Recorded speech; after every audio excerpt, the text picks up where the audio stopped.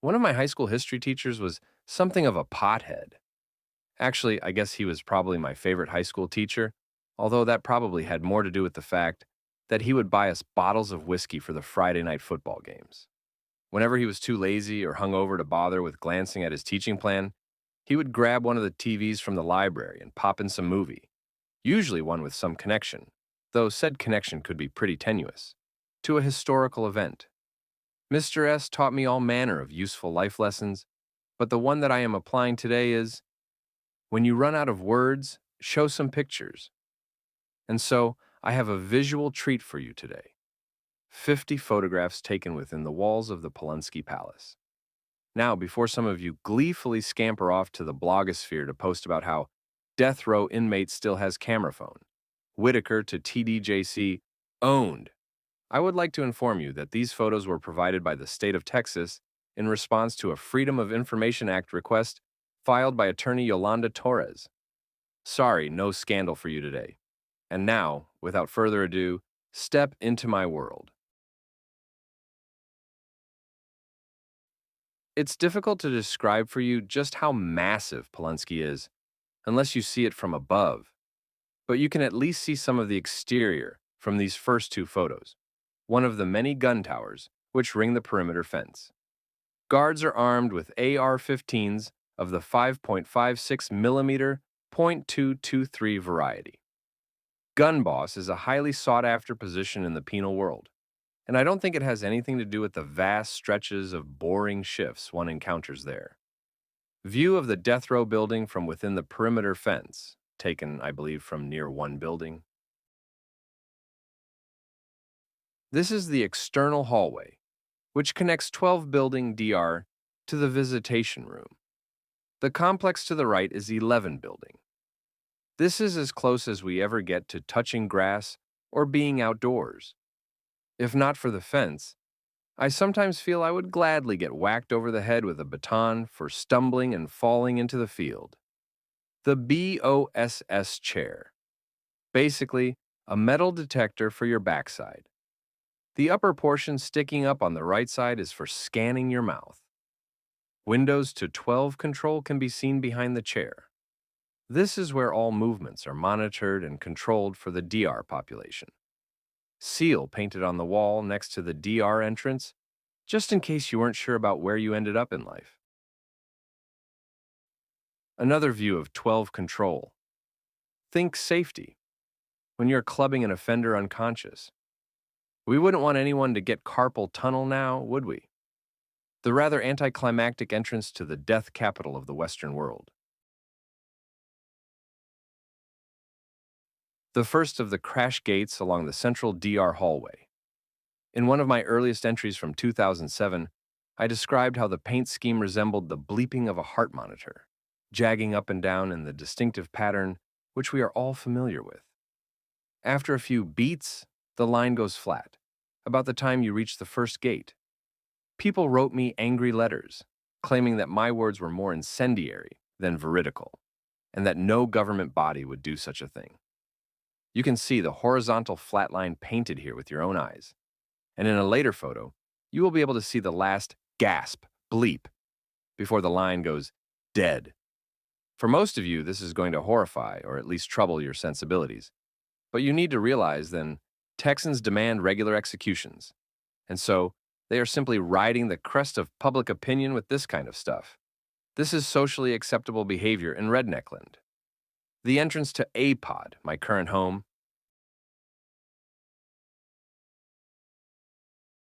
One row, A section, A Pod, otherwise known as Death Watch. This is the last home for the men here living in Texas's DR, as the final months of their lives wind down. The large doors are the cell entrances, and the small doors outlined in blue-green paint are the entrances to the pipe chase. When you hear keys jangling about and the rusty creak of these small doors opening, you know they're about to shut off the water and institute a shakedown. The inside of someone's cell on death watch. They picked a relatively clean cell, at least in terms of the amount of paint still on the walls. Nearly all of the paint in my cell has peeled off. View of a homemade clothesline in a cell, This is a prime example of a TDCJ catch-22 type situation. They make an environment where it's impossible not to catch a case from time to time. I've got 2 minor cases to my credit. These clotheslines are contraband, and for having one, you can be written up.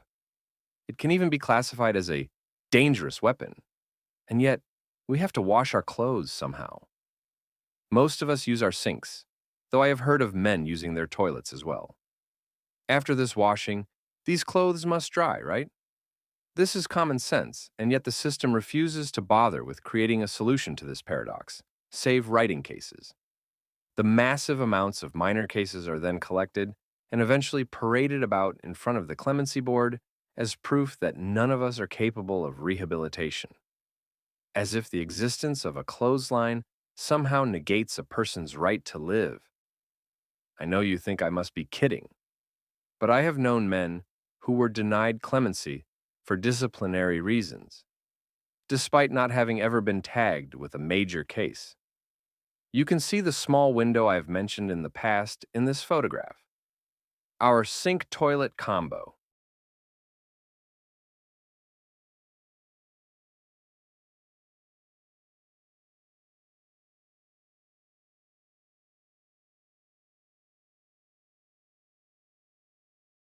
The view of a cell door closing.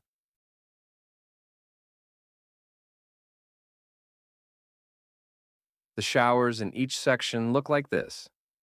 You're closed inside this chamber, then uncuffed, though the bean shoot, and must wait until the officers feel like returning for you. Usually this takes 15 to 45 minutes, although we have been kept in here for more than 2 hours before or during shakedown. The manner in which food is delivered into each cell. Also, when you are cuffed, you must back up to the chute and slide your hands out behind you so the officers can administer the restraints.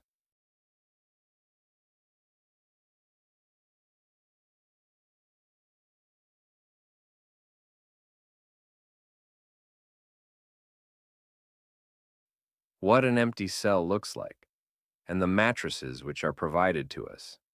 This is basically what you get from the state after you arrive. If you have any money, you can purchase items from the commissary. I know many men who have lived for decades here in rooms nearly as empty as this. I have received some flack from people who were peeved off that I spent some of the money given to me on such men as if this was some sort of betrayal of their intentions. I can appreciate someone wanting their gift to go where it was intended, but come on, how could I not feel for such people? Look at the emptiness of this cell and tell me I don't have an ethical obligation to try to help in some small way.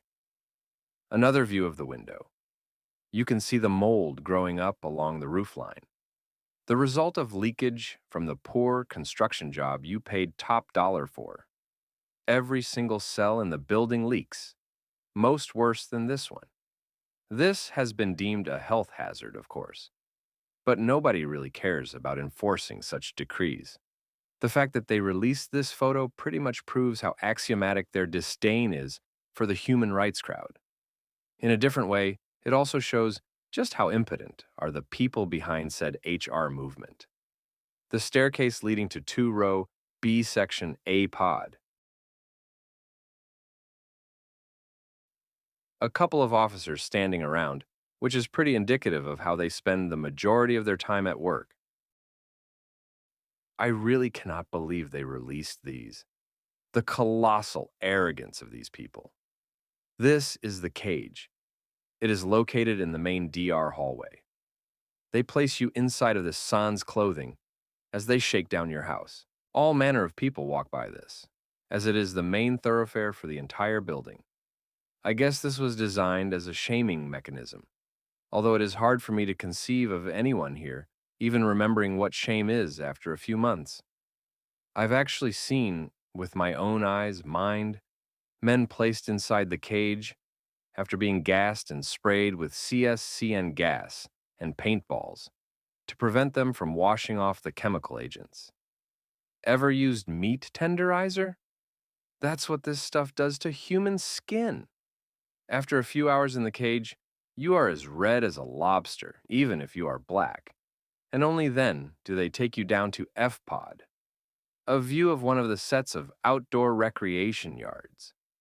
This is all the socializing any of us ever get, talking through the mesh screen and bars, the tray box.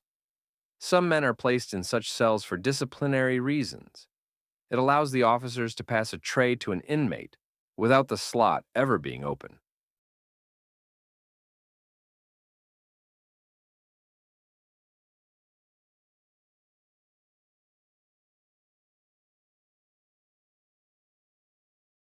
A view of two-row F section A pod. The door leads into the next section. There are divisions between each section, both on the first and second rows. This cell has a plexiglass shield covering the windows. This effectively prevents you from being able to hear your neighbors when they shout to you. Many of the cells bear these burn marks. Setting fires is a pretty common means of getting the attention of a ranking officer. Another catch-22. If a regular guard is violating a rule, you have to rely on the same guard to get rank to resolve the situation. Now, you might ask, why would a guilty guard do such a thing? They wouldn't, of course. So you set a fire and end up going to F-Pod because of a situation originally started by the system itself. Some utter nonsense about loyalty to the institution. Remember, an ounce of loyalty is worth a pound of cleverness. Absolutely effing classic.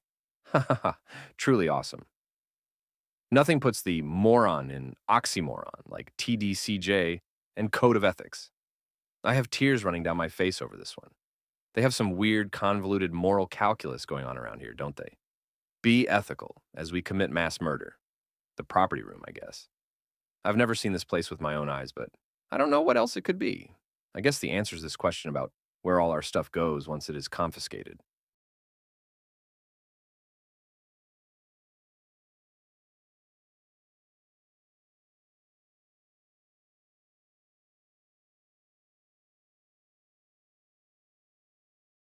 One of the tray carriers, loaded with food for somebody. I don't actually think this is from DR, because our carriers are much shorter. But maybe this photo is years old. Not sure. One of the legal booths in the visitation rooms.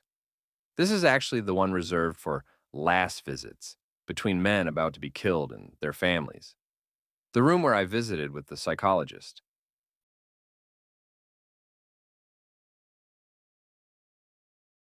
A view of the visitation room from the perspective of the visitor.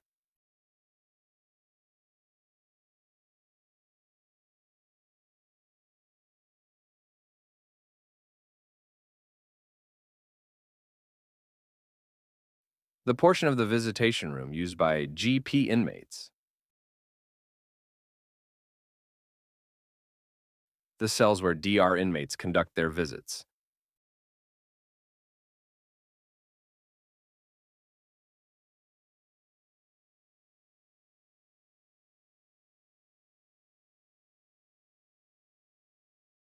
A legal booth inside of 12 building, where offenders accused of committing crimes are interrogated. Well, I hope you enjoyed the little nickel tour of my world. I have to believe that the more people know, the more they will agree with me on the need for intelligent prison reform. If nothing else, I think it's pretty cool to get to see a place nearly inaccessible to normal people. Thanks for allowing me to help you waste time at work.